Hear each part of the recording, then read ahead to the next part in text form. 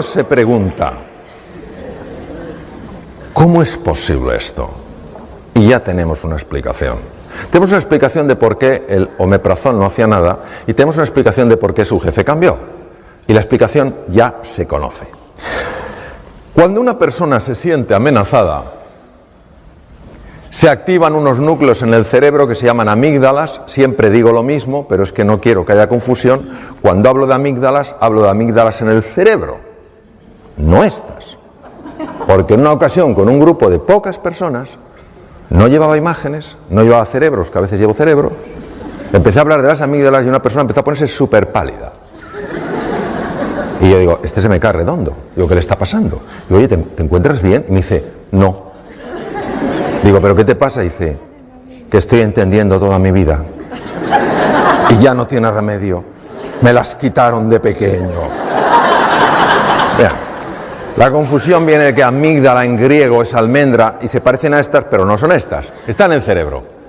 Es nuestro detector de amenaza. Cuando la amígdala se activa ante la percepción de una amenaza, lo primero que hace es robar sangre de la parte anterior del cerebro, lo cual produce cambios muy importantes en la percepción de nuestros recursos, porque al activarse la amígdala y reducirse el aporte de sangre a la zona anterior del cerebro, se pierde capacidad de comprender, se pierde capacidad de aprender, se pierde capacidad de ser creativo y se pierde capacidad de tomar buenas decisiones.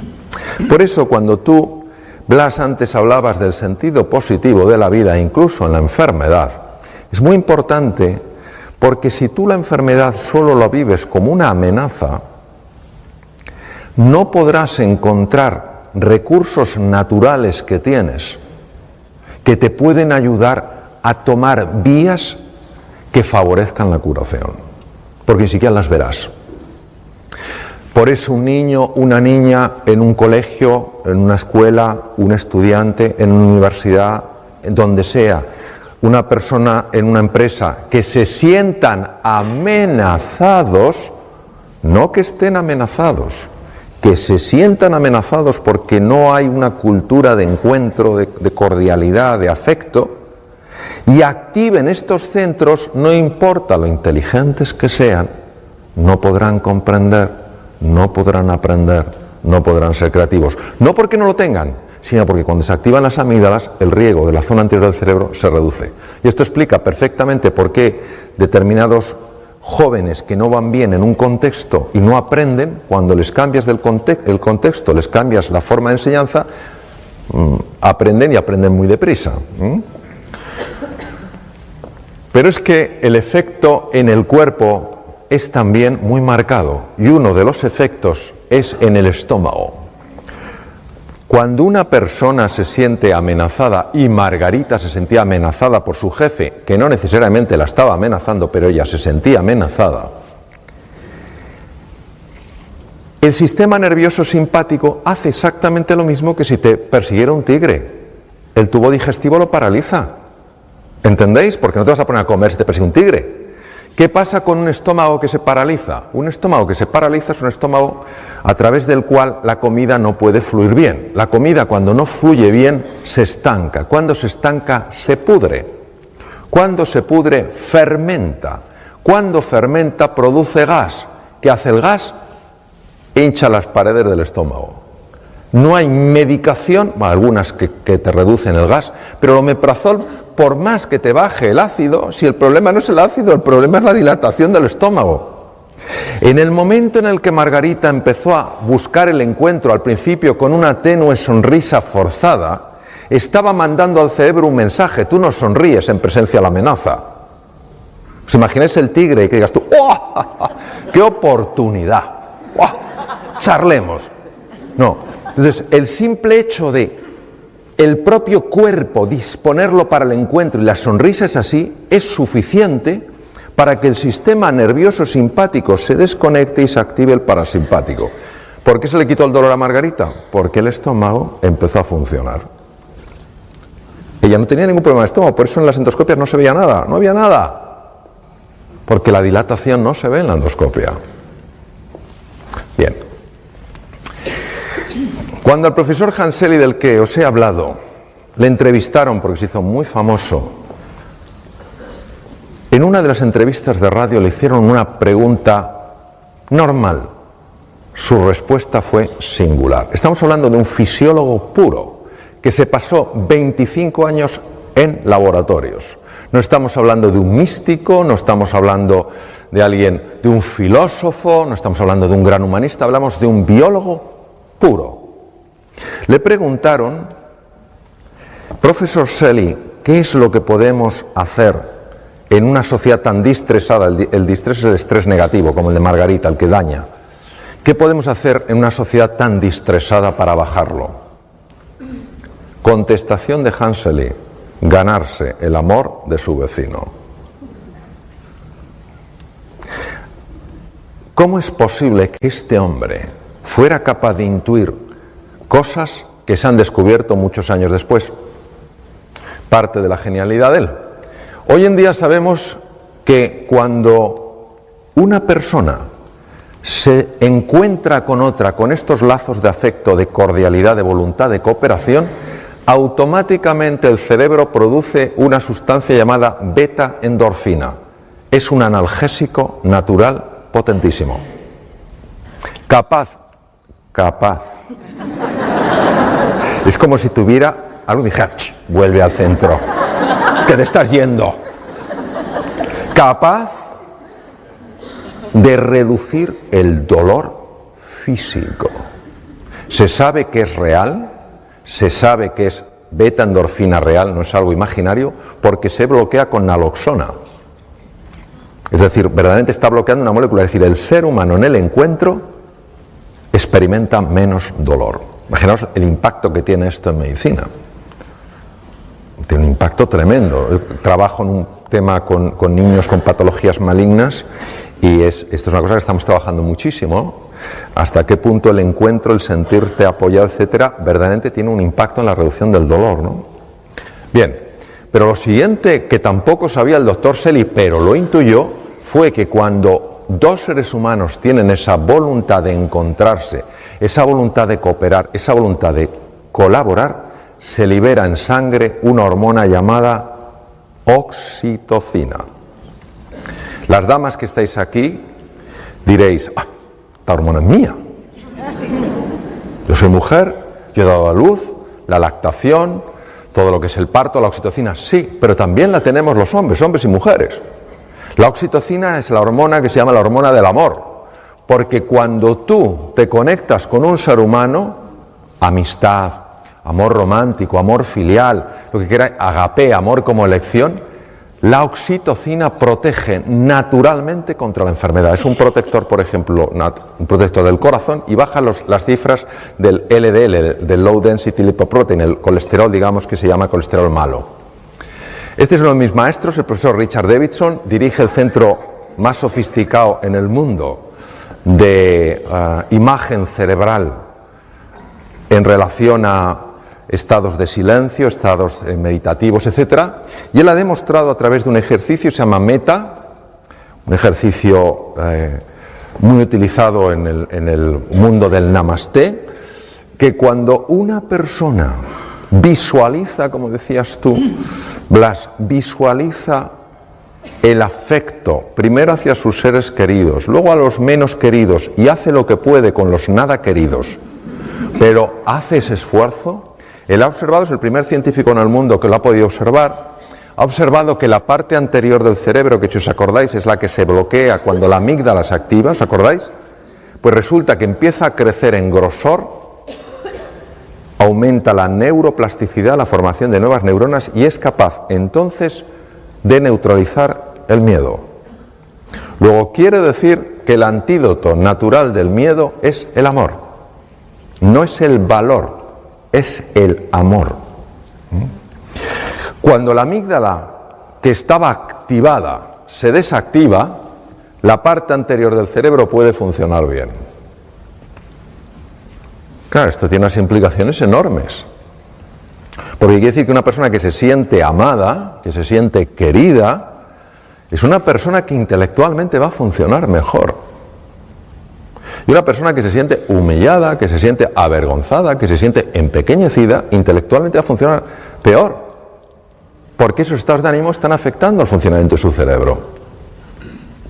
Estas son otras cosas en las que se ha demostrado, otros investigadores, que cuando una persona se siente amenazada, los dos lados del cerebro no se llevan bien. Sabéis que tenemos dos hemisferios, ¿verdad? Es como una nuez, el izquierdo y el derecho. Pues se ha visto que cuanto más amenazada se siente una persona, más lateralización se produce, es decir, menos hablan entre sí los dos hemisferios. ¿No os parece que lo lógico sería que ya que tenemos dos hemisferios, por lo menos se lleven bien? Parece de cajón. Pues no, se llevan mal. ¿Cuál es el problema? El problema es que el lado izquierdo, el hemisferio izquierdo, es muy bueno en unas cosas. Es muy bueno en razonamiento lineal. Esto me lleva a esto, esto me lleva a esto, esto a esto. Es muy bueno organizando, es muy bueno estructurando, es muy práctico, muy organizado, muy fiable en eso. Pero el hemisferio derecho es mucho más imaginativo. El hemisferio derecho además es el que tiene más conexión con el cuerpo físico. El hemisferio derecho es la puerta al inconsciente. Claro, nosotros necesitamos a los dos, necesitamos al soñador y al hacedor. Necesitamos al imaginativo y al práctico. Necesitamos a los dos. Cuando una persona se siente amenazada, los dos hemisferios se desenganchan. Curioso. A nivel del corazón, se ha visto que el amor, el desarrollar este deseo, no pensemos en un amor azucarado, te amo. No, estamos hablando de algo como forma de ser y de estar en la vida, muy en la línea de lo que tú has comentado, Blas, es decir, tu deseo de siempre buscar lo mejor en la otra persona y por supuesto en ti. Cuando tú haces eso, se observa algo interesantísimo.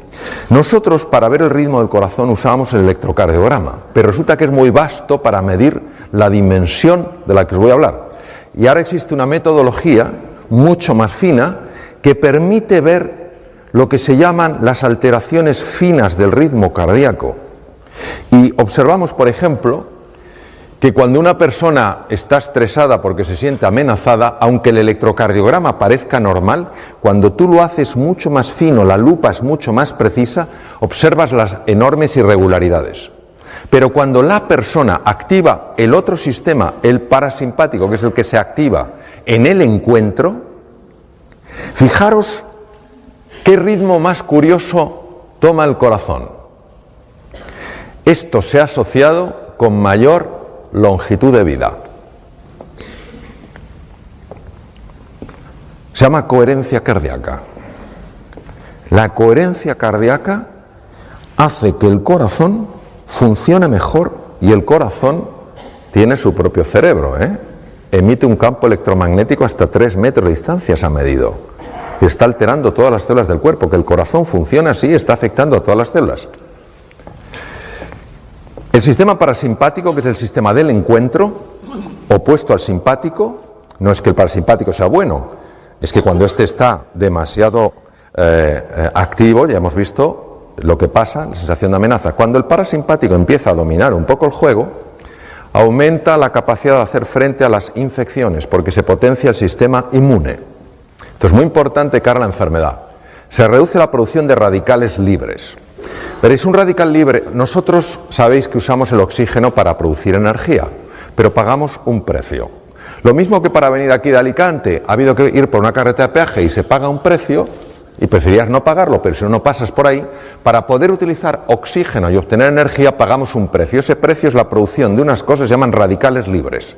¿Qué es un radical libre? El radical libre es una molécula muy inestable que le falta un electrón y necesita robar el electrón. ¿Cómo roba el electrón? Bombardeando otras células para robarle los electrones. Esto genera muerte celular, daño en pared celular, en membrana celular, envejecimiento temprano y mutaciones. Pues el encuentro, la activación del parasimpático, reduce la producción de radicales libres.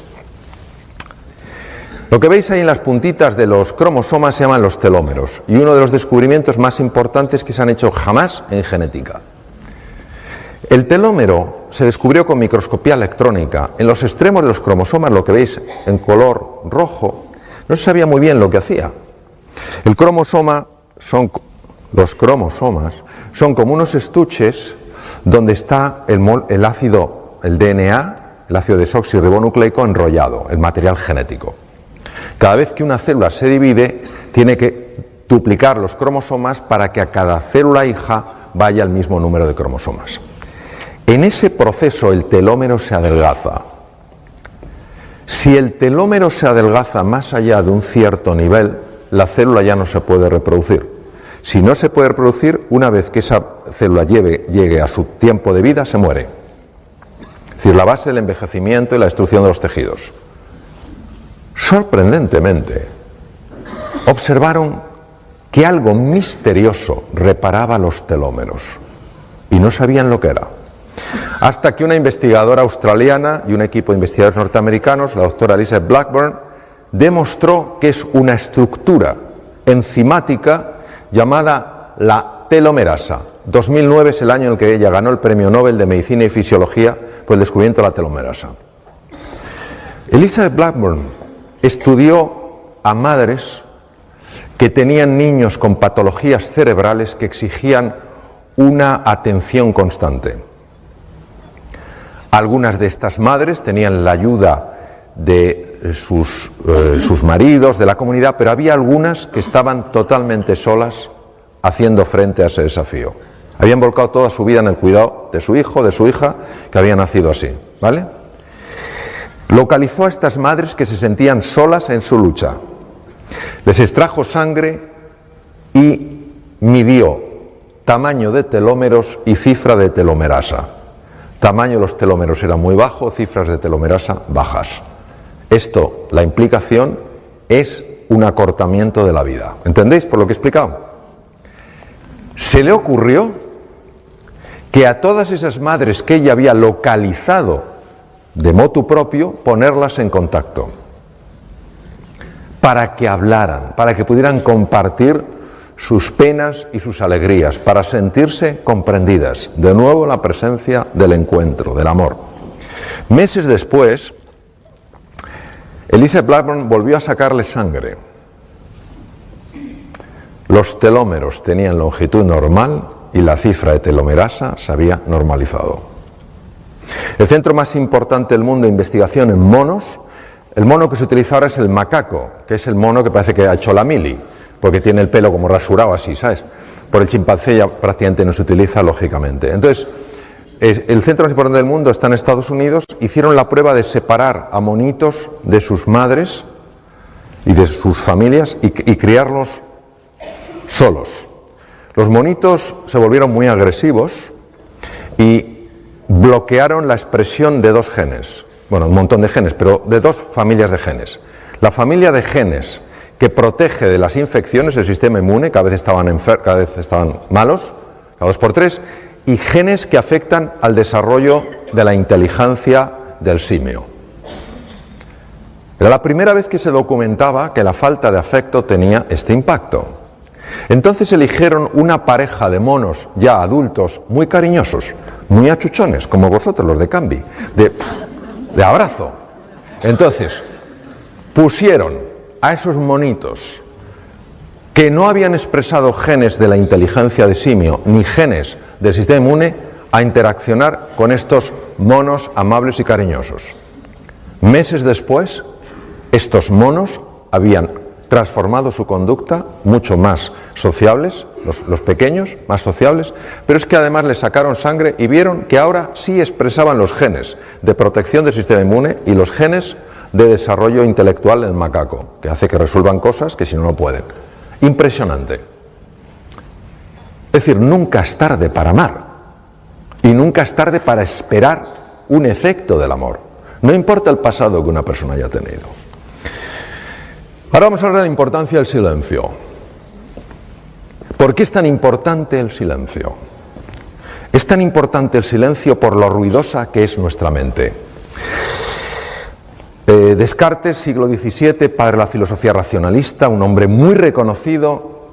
Hay un joven filósofo, también francés, al lado de Descartes, era un don nadie, hoy todos le respetamos inmensamente, Blaise de Pascal, Principio Pascal, que tú de eso sabrás un montón. Principio Pascal, fijaros lo que dijo Pascal.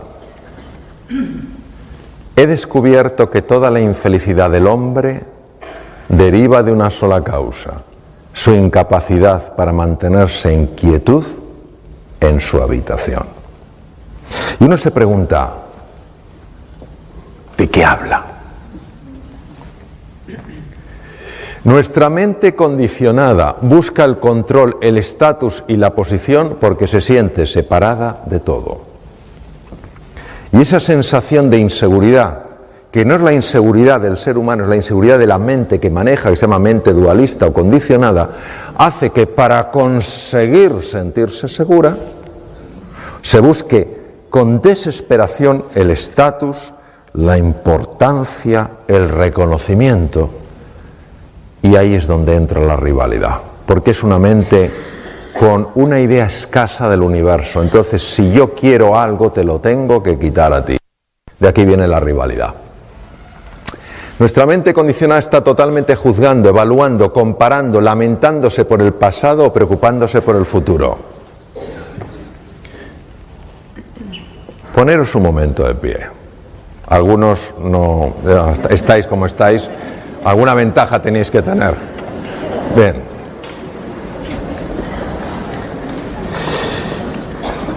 Hace no muchos años a alguien se le ocurrió utilizar un invento de hace miles de años en algo moderno. Se le ocurrió poner, afortunadamente, ruedas a las maletas.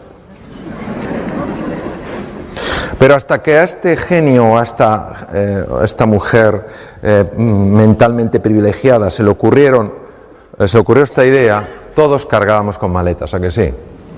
¿Os acordáis esas maletas llenas de libros? O esas maletas llenas de algo pesado. Bien, imaginaos que tenemos dos maletas en el suelo. A la izquierda una y a la derecha. Maleta sin rueda, maleta pesada. Vamos a usar la imaginación. Yo sé que no hay maletas, pero vamos a imaginar que las hay. Entonces, vamos a coger la maleta izquierda, que pesa mucho, entonces no vale hacer así.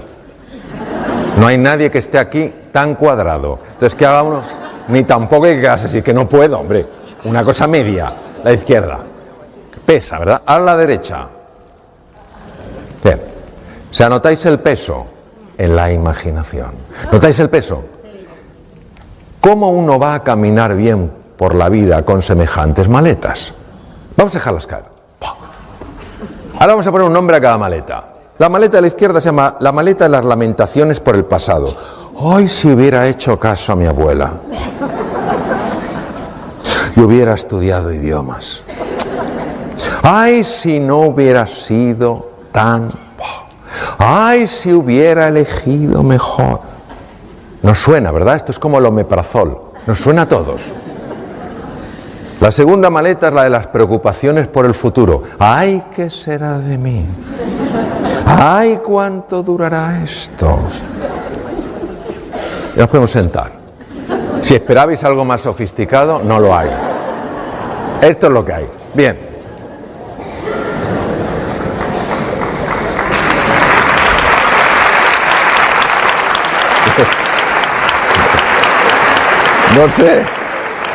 No sé dónde he puesto el pasador.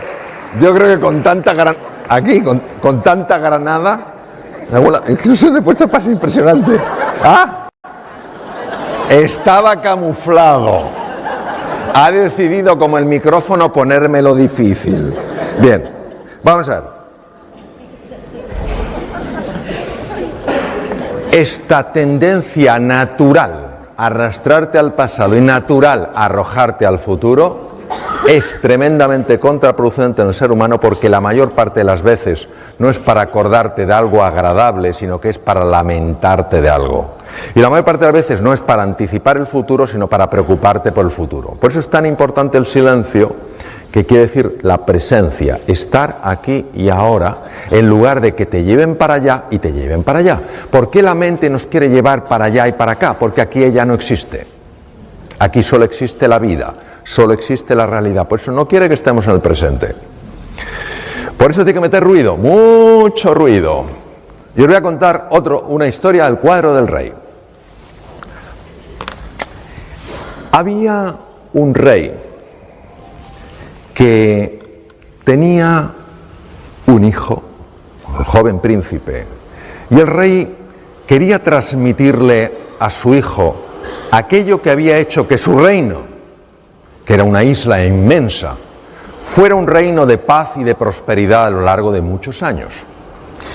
Y el rey le había explicado a su hijo la importancia de la serenidad, la importancia del equilibrio, de la tranquilidad.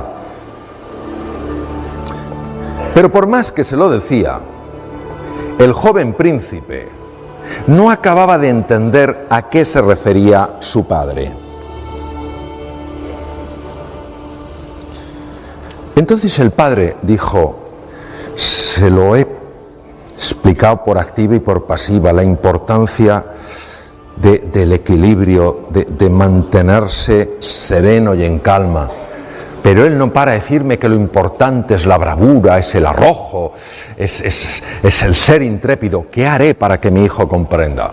Y entonces tuvo una idea. Pensó que a lo mejor su hijo, si lo veía en una imagen, pues lo entendería mejor. Él había usado palabras, pero tal vez su hijo entendiera mejor las imágenes. Entonces se le ocurrió organizar un concurso de pintura. Llamó a toda la gente de la corte y les dijo: quiero organizar el concurso de pintura más importante que el mundo haya conocido. El tema: la serenidad, el equilibrio, la paz. Quiero que mandéis pregoneros por todos los rincones del mundo para que los mejores artistas acudan a esta exposición. Solo una orden os doy, nada más que una. Bajo ningún concepto rechazaréis, despreciaréis.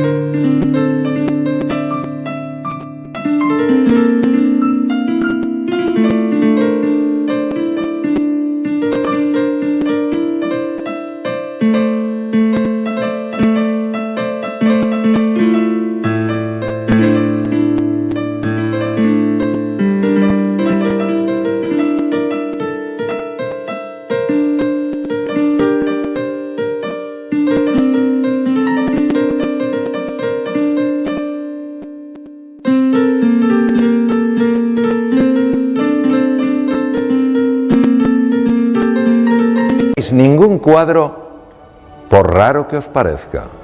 ¿Me habéis entendido? Los cortesanos dijeron: por supuesto, majestad, nunca hemos discutido ninguna orden suya.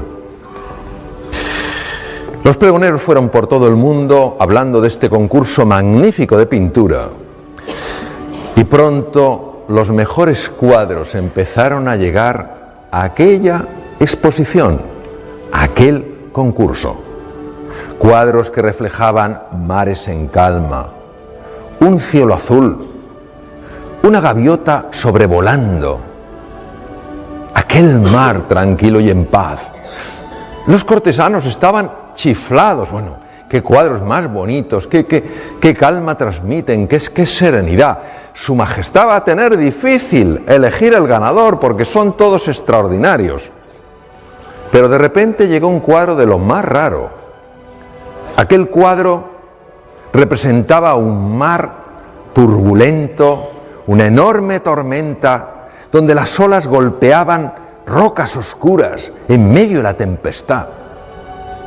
Pero bueno, pero ¿quién ha mandado un cuadro como este a un concurso sobre la serenidad? Fuera de aquí, que no estropee la belleza del conjunto. Un momento, dijo otro de los cortesanos, acuérdate de lo que dijo su majestad. Bajo ningún concepto rechazaréis ninguna obra, por rara que os parezca.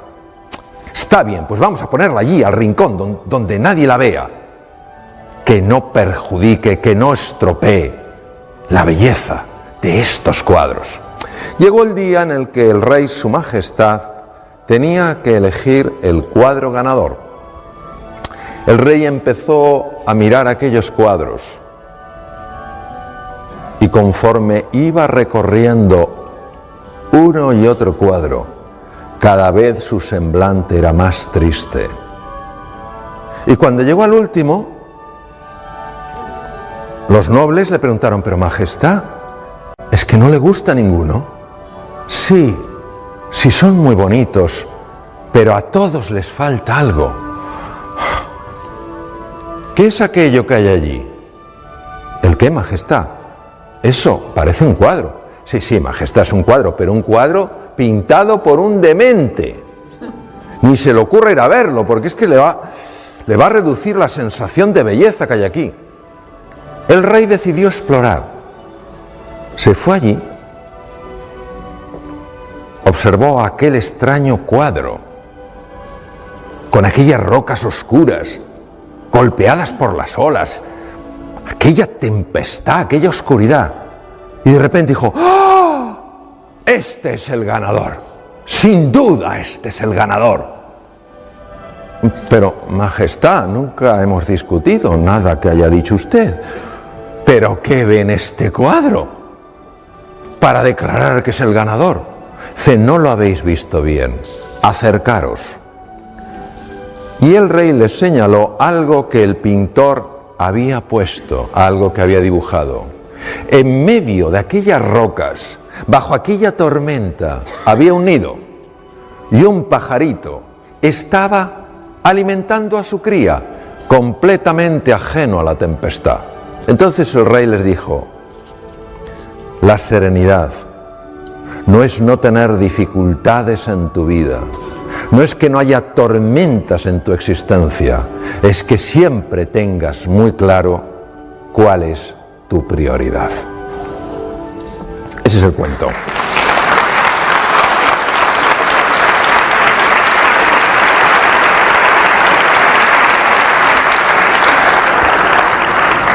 Este fue mi primer maestro en el silencio. Yo trabajaba de cirujano en Boston, en un hospital, él estaba enfrente, me enteré de su obra, luego me formé con él. ¿Dónde estás? Bien. Es el doctor Herbert Benson, presidente del Instituto Mente-Cuerpo de la Universidad de Harvard, que redescubrió algo.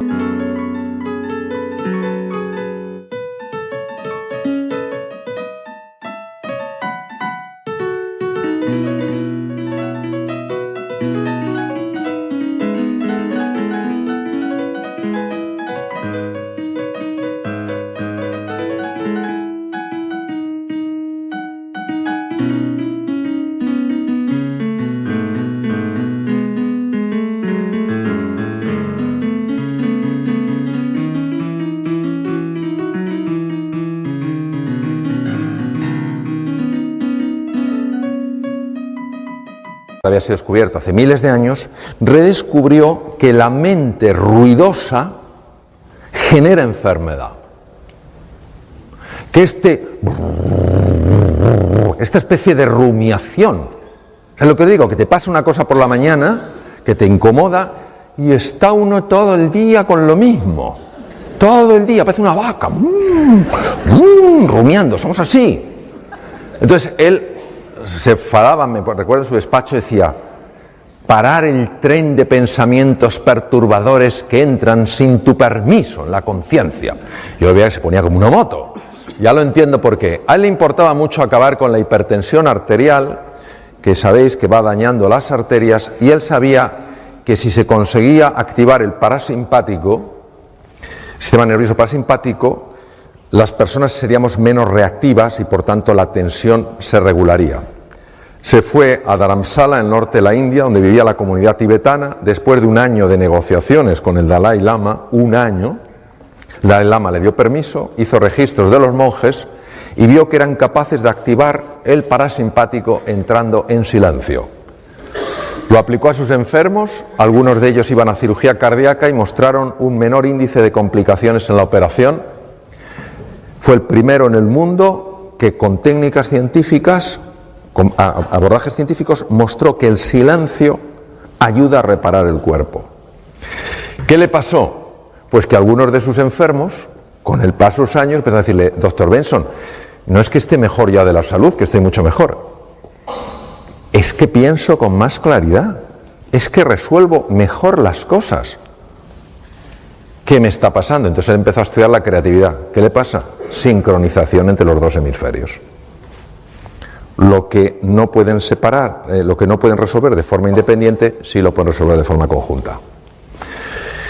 Nuestra mente se parece a un mar revuelto lleno de olas que no nos deja pensar, que no nos deja ver las cosas con claridad, y cuando uno serena ese agua, pues puede descubrir lo que hay fuera. Vamos a hacer un ejercicio. Un ejercicio, sé que dais talleres de esto, es lo que se llama hoy mindfulness, en el sánscrito es vipassana y shamatha. Atención estable, vipassana, profundizar, insight, descubrir, ir más allá. Entonces, los que estáis sentados os voy a pedir que toméis una posición en la silla, los que estáis ya en posición de loto, tal cual. Ahí veo varias personas en posición de loto, no tengo nada que decir, loto, medio loto, en fin. Sentados con la espalda recta, el cuello largo quiere decir que la barbilla hacia abajo. Ahora me dirigiré especialmente a los que estáis de pie. El cuello hacia abajo, la espalda recta, los pies descruzados, las manos con las palmas abiertas en los muslos, no en los del vecino, o en el regazo. El ideal son las palmas hacia arriba, ¿vale? A los que estáis de pie, os sugiero encarecidamente que mantengáis los ojos abiertos. Es verdad, lo digo en serio, porque es muy importante, pero no por ello que no sigáis incluso con los ojos abiertos, porque hay una cosa que es mindful walking, donde tú estás con los ojos abiertos y estás meditando. O sea, que no penséis que por tener los ojos abiertos no se puede meditar. Entonces, pero sí que tengáis los ojos abiertos o entreabiertos, ¿vale? ¿De acuerdo? ¿Estamos todos en posición? Si tenéis algo...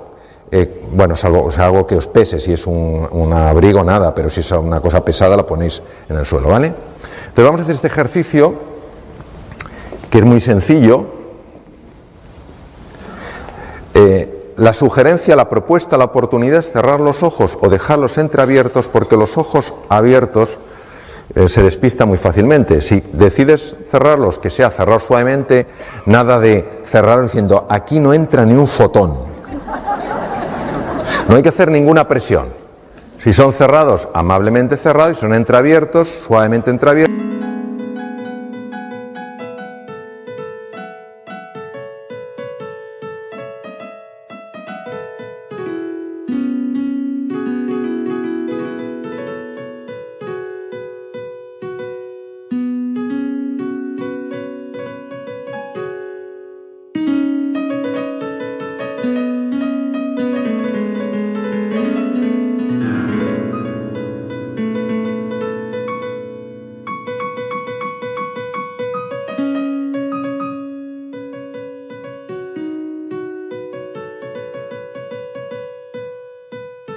Y como tienes el cuello largo, mirando un poco hacia abajo, ¿vale? Entonces, voy a poner un poco de musiquita.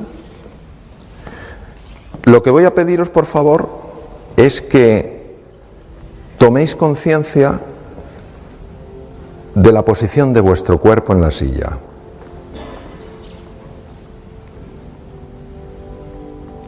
Los pies apoyados en el suelo. La espalda recta, sin tensión. El cuello largo. Como si nos tiraran suavemente de la coronilla con una pequeña cuerda. Las manos amablemente apoyadas en los muslos, en el regazo.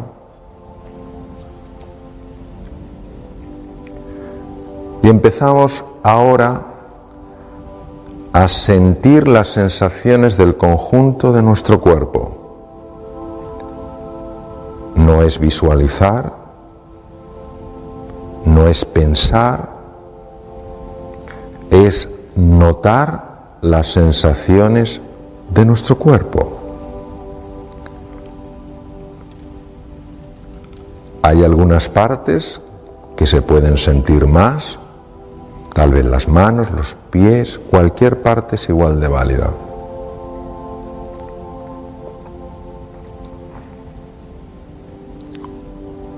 Y si algún pensamiento nos distrae, con amabilidad, con gentileza y con firmeza,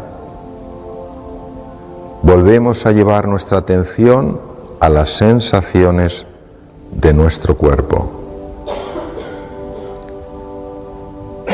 Y si algún pensamiento nos arrastra a una experiencia pasada o una inquietud futura, tomamos conciencia y sin enfadarnos, con tranquilidad, con gentileza y con firmeza, llevamos de nuevo la atención a las sensaciones del cuerpo.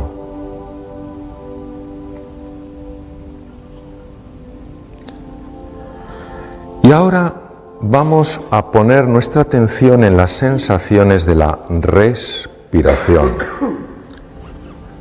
Cuando respiramos, tomamos aire por la nariz. Cuando expiramos, expulsamos aire por la nariz.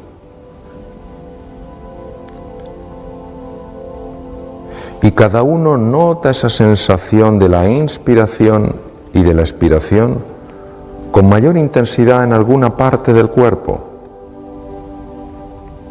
Algunos en el abdomen, otros en el tórax, otros en los orificios de la nariz. Y es la respiración la que nos va a ir introduciendo en el silencio. Un silencio del que hablaba Federico García Lorca.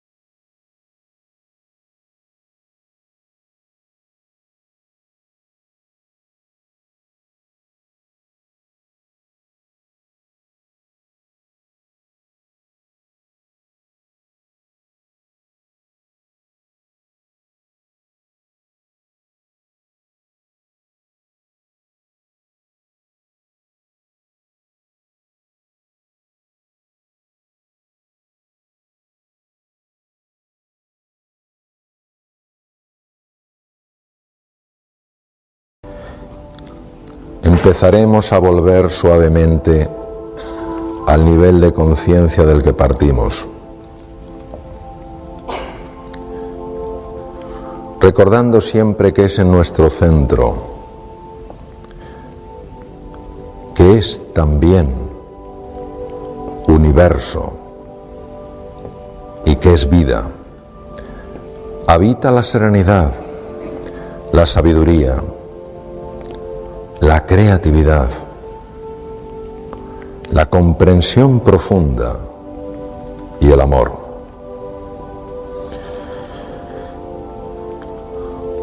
Y os voy a pedir, por favor, para volver al nivel de conciencia del que partimos, que toméis 1, 2 o 3 respiraciones profundas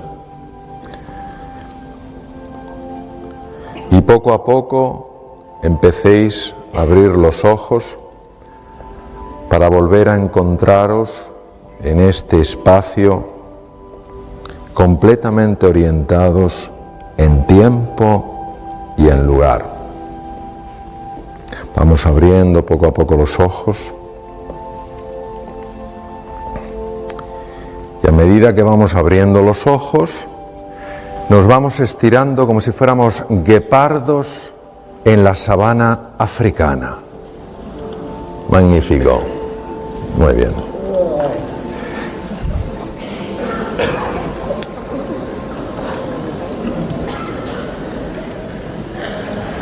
Este es el último mensaje que tengo para vosotros y para vosotras.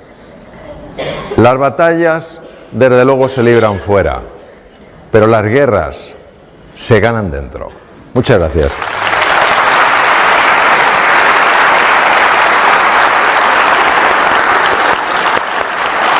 Gracias. Muchas gracias. Gracias. Muchas gracias.